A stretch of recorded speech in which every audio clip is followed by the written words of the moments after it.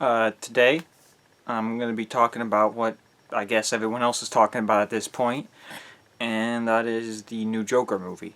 This is the, Joaquin Phoenix, Todd Phillips, Joker origin thing. It's set in the 80s, Gotham City, pre-Batman. And uh, this is a movie that I feel, when I look back at this movie, I feel like it just kind of came out of nowhere, almost. It's not one of those movies, at least from my point of view, that had a really long development. Like Venom had a really long development, various stages back when it was, you know, from when it was maybe connected to the Sam Raimi stuff, then it was, maybe connected to the Andrew Garfield stuff. Now Venom finally comes out and it's maybe connected to the Tom Holland stuff, but it feels like Venom had a long development through various stages. Then wanting to make a Venom movie. Same thing with Jurassic Park 4, or Jurassic World as it's now known. The Jigsaw movie, I feel like that's kind of... You see these movies with a long development that you almost feel like you kind of doubt that this movie would ever, like, the movie's ever even going to happen, and then when it does happen, you're kind of like, oh, I'm surprised that this is actually, made. And that's how I kind of felt with a lot of those movies, especially Jurassic Park 4, because they were talking about Jurassic Park 4 for a long time. They were talking about Jurassic Park 4 back in the same time they were talking about Indiana Jones 4, and that movie came out more than 10 years ago. So it's been a long development. But this movie, it doesn't feel like it's been a long development for me. It kind of feel like it just maybe came out of nowhere a little bit. I wonder if maybe Todd Phillips was working on this a little behind the scenes more, not getting a lot of focus, almost kind of like what Edgar Wright did with Ant-Man. He spent a long time working on Ant-Man, and that might not have been widely known out there that he was doing that, or like he was working on that Ant-Man movie before the first Iron Man came out. So I guess that would count as another movie long development history. But I mean, I guess that really doesn't matter at all. Talking about the movie, there's not a lot to say about the movie without going into spoilers, and I don't really want to go into spoilers because I kind of don't want to talk about it that much. I kind of want to make this short and simple. I liked the movie a lot. I thought Joaquin Phoenix did a really good job as Joker. It's not surprising. I've seen a lot of other stuff that Joaquin Phoenix has done, and he's one of those actors that you can almost guarantee will give a good performance at least. No matter what you say about the movie, at least he's going to be giving a good performance, and he does give a good performance, and the movie is good.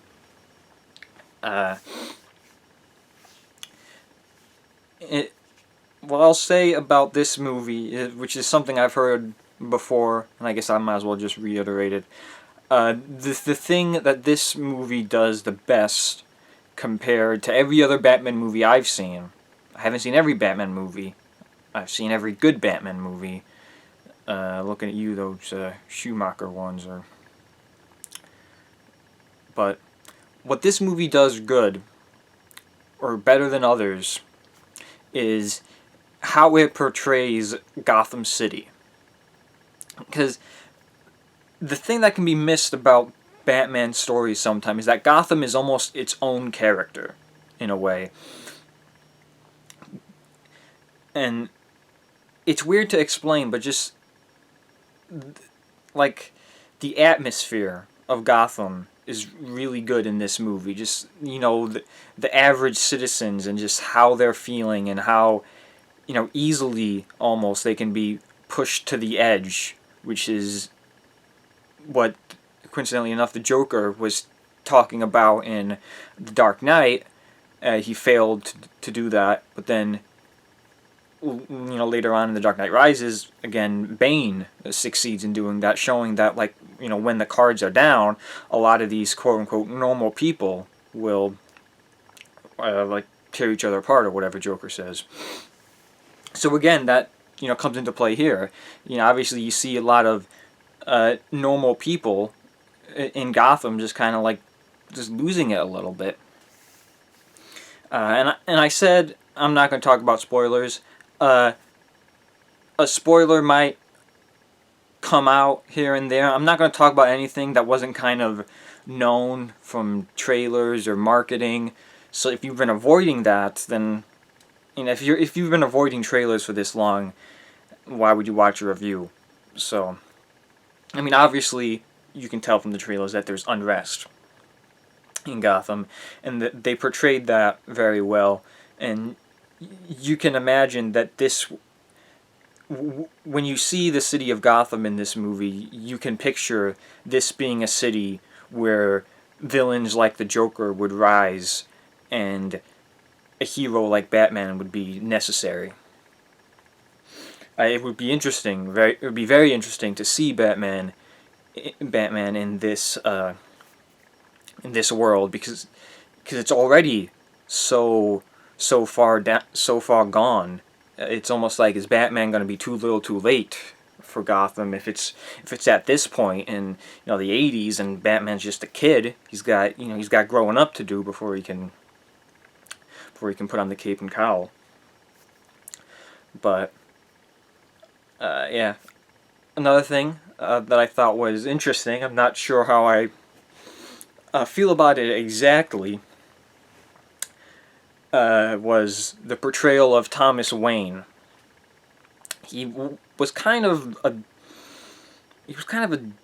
like a jerk a little bit. Trying to think of the best word, but I guess he was kind of a jerk, which again, I wouldn't really consider that a spoiler. If you've been following the stuff, you know that they kind of based the Thomas Wayne character off like an 80s Trump. They had originally wanted Alec Baldwin to play Thomas Wayne, but he had scheduling, so they got Brett Cullen. I think Brett Cullen is, if I'm not mistaken, I might be missing something, but I think Brett Cullen is the only actor to play two different characters in live-action Batman movies. Because he does play a character in The Dark Knight Rises. I don't know who he plays. There's like a lieutenant guy, and then there's a congressman. One's Brett Cullen, the other is Matthew Modine. I think Brett Cullen might be the congressman, because the congressman is the smaller role. So he is the first, or at least I think so. I mean, if I'm wrong, it's someone that's probably not as well known, that just happened by coincidence or whatever. But this was, coincidence too. But anyway, Thomas Wayne he's kind of a jerk in this, and it feels weird. But then it still kind of works, because Thomas Wayne isn't a character that we ever see a whole lot of, besides like, extended comics. I'm sure there have been plenty of prequel stories where you got to see him a little bit more. You see a much darker Thomas Wayne when you get to like Flashpoint, and he becomes Batman after Bruce died and Martha went crazy. So it just feels odd, a little bit, and because how this all ends up, at some point in time, Bruce Wayne is gonna lose his parents, and he's gonna take that to become Batman. It would be interesting if he loses his parents and he takes that as his calling to become Batman, like he does, and then maybe once he gets older, he starts learning more and more about his father, and maybe even his mother. We don't see his mother much. I don't even think his mother has a speaking line. Alfred's there. He's never like said to be Alfred, which is what I was looking for. I was seeing if, I guess that might be a spoiler. Oh well. But Alfred is in it, which was confirmed by casting. But he's never like said. He's never called Alfred or Mr. Pennyworth, whatever. He does have a couple lines. Young Bruce Wayne is also there, which again, this was confirmed in casting. I mean, you can't have a Joker story without Bruce Wayne being in there in some way, shape, or form. I think he might have like one line. I mean, this movie. It's not like it's this movie is really just about Joker. You you rarely ever leave the perspective of Joker. He's like in almost every frame.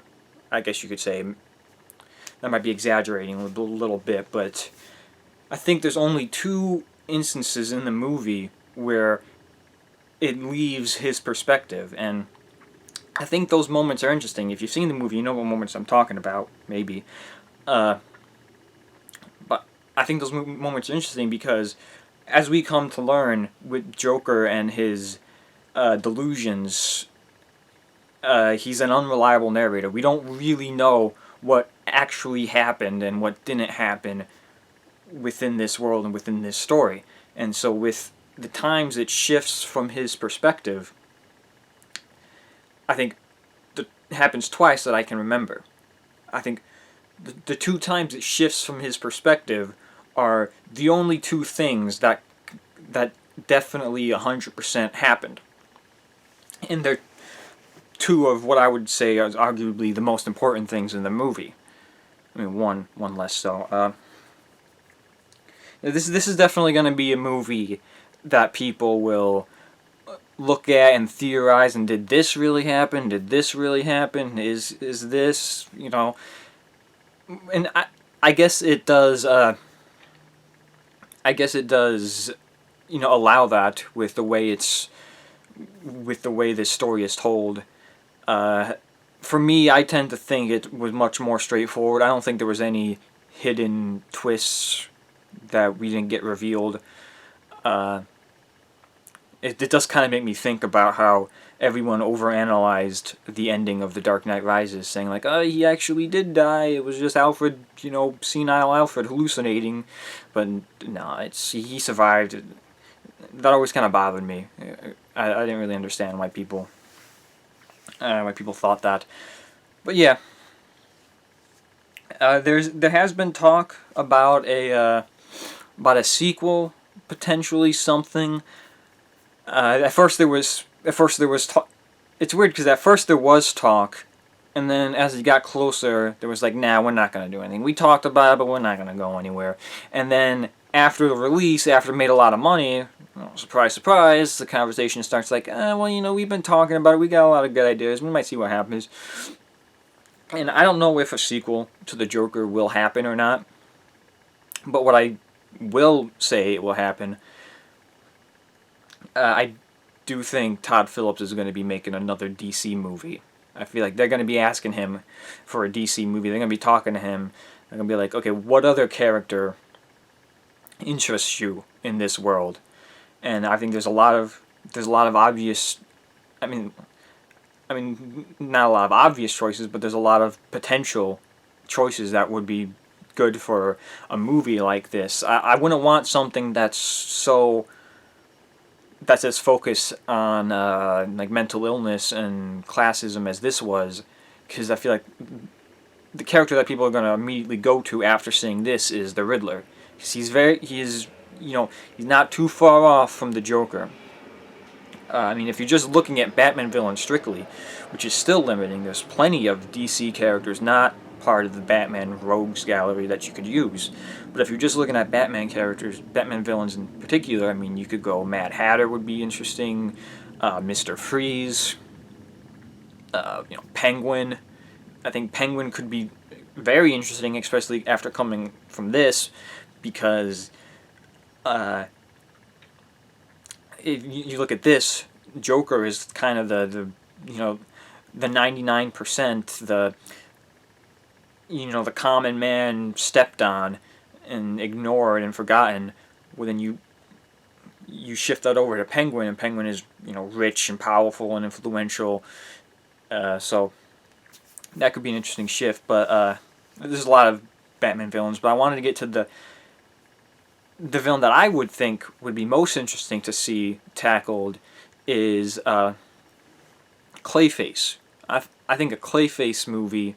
This might sound strange, but I think Clayface movie done by Todd Phillips could be really good. Because again, I feel like it might not be something that was intentional, but with Clayface and the way things are now, Clayface can change and look like whoever. I feel like you could deal with a lot of stuff that people are dealing with today with like identity, with like problems with identity. I mean, Clayface is someone who doesn't have a set look or a set image or anything. So I mean, someone like that, I think like you could explore these identity problems on a massive in a massive example with Clayface. And I think Clayface is just, I mean, even besides the dealing with the identity stuff, Clayface is just a character that I've always kind of wanted to see in live action when it comes to Batman. Whether it's this unexpected, nuanced look at Clayface, or just Robert Pattinson fighting Clayface in some movie. Either one. I think like there's a lot of potential in Clayface. So I mean that's what I would pick. I mean I might be forgetting about someone. I'm sure he could take like some obscure villain you don't know that much about and make something that's interesting. You could do Clock King or Calendar Man, Condiment King, whatever. There's a lot of kings apparently. But yeah, I do think he'll definitely make another movie for DC after they saw how well this did, especially for being R-rated. Usually these big superhero guys are a little more skeptical of R-rated superhero movies, but ever since Logan and Deadpool and now this, I feel like I'm missing something. But I know they are making Suicide Squad R-rated, so I feel like DC might be leaning into R-rated more, and Todd Phillips is really good with this.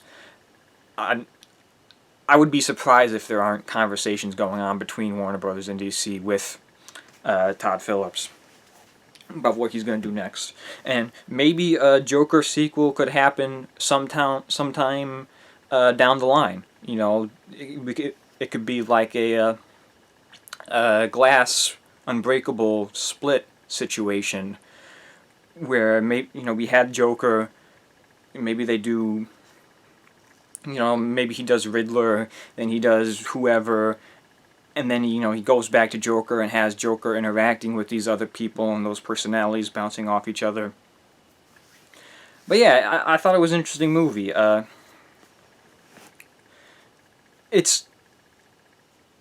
know people are going to be comparing the Jokers to each other, and it's really hard for me to compare this Joker to other Jokers simply because he doesn't interact with Batman.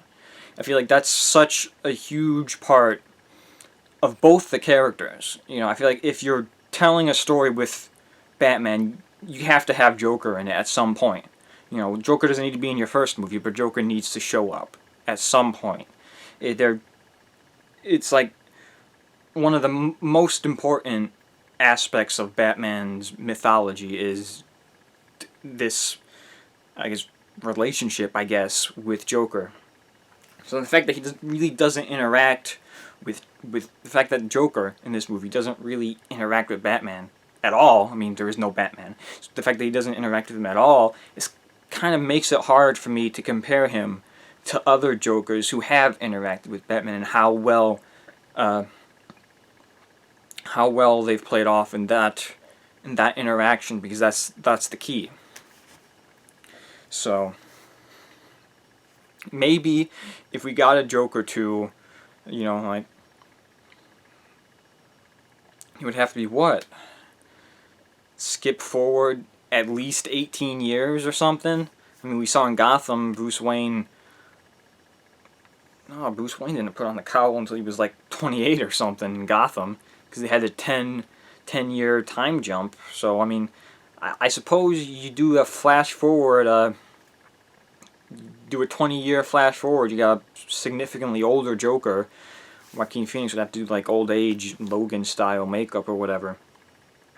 But I guess that could have it. And I mean, there's also the conversation with, is this the Joker? Is this the final Joker? Is there not going to be someone else after Joaquin Phoenix's Joker who is inspired by him so much that he takes up his mantle? And I'm not going to talk about the controversy about this too much, but what I will say, what I liked kind of how they handled it, because people were worried that this character is going to be someone that like people are like aspiring to, like real life people are going to like watch this movie and want to commit crimes, which is I think crazy, and so far nothing like that has happened.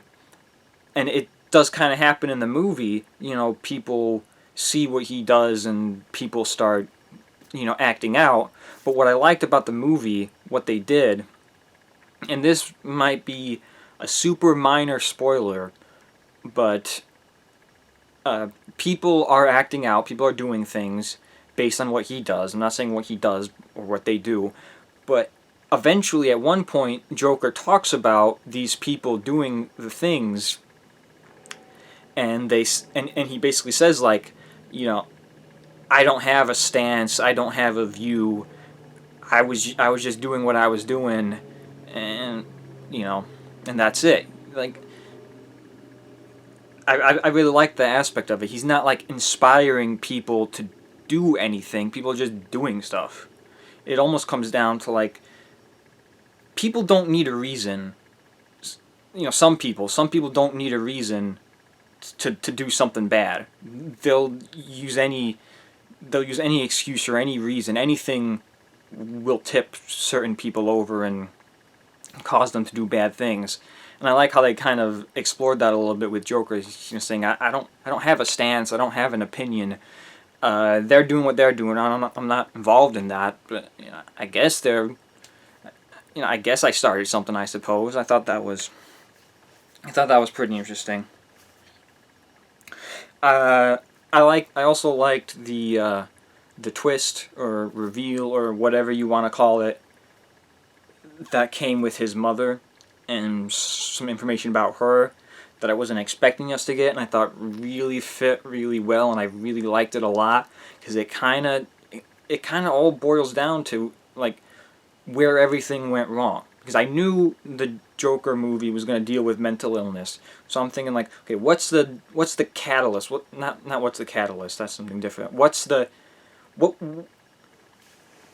was the starting point? What was the thing that went wrong, or the person who messed up, or how the system failed? What was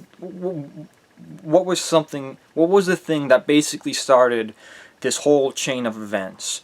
And without spoiling, the thing that started the whole chain of events, it deals with his mother and who she is, and who what she's done. And so I thought that was extremely interesting, and I really liked that. And as soon as that happened, it's like, oh my god, I get it now. I see the problem.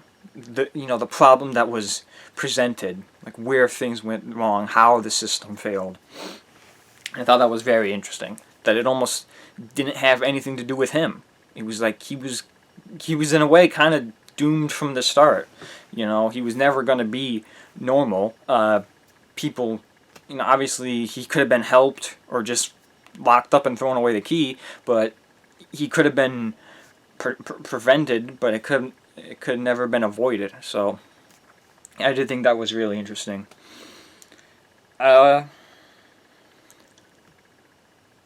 Yeah, I think that's about all I have to say. I said a lot more than I was planning to. I guess I was more tired before I started making this than I am now. I guess I got my energy back up, but yeah, I don't know if they're gonna be making anything else of this, but obviously I'd be looking forward to it. And things have been looking good with DC recently. I saw Shazam. I finally saw Shazam maybe a couple months ago. Really liked that. Birds of Prey looks good. Obviously, the Suicide Squad, that's got a great cast assembled. The Batman, I think they announced Jeffrey Wright as Commissioner Gordon. That seems pretty good to me. Although when I hear Jeffrey Wright as Commissioner Gordon, I'm thinking like, wouldn't he just be a better Lucius Fox? But from what I hear, if he were to play Lucius Fox, it would be maybe too similar to his character in Westworld. That could be a thing. I've never seen Westworld, so I don't know. But either way, I'm sure he'll do a good job with that. There has been talk about Josh Gad. No, not Josh Gad. Jonah Hill playing Penguin / Riddler. I don't know. I've never been a big Jonah Hill fan, but I mean, I guess if there's anything I could take away from it is that they have been talking about maybe having Catwoman coming back into it, so that could always be good. I feel like there are going to be a lot of Batman villains in this. I feel like new Batman is going to focus a lot, very heavily on his rogues gallery, and I'm still talking, and I was going to end this soon, but I gotta end this before I go on to something else, so I will see you guys next time.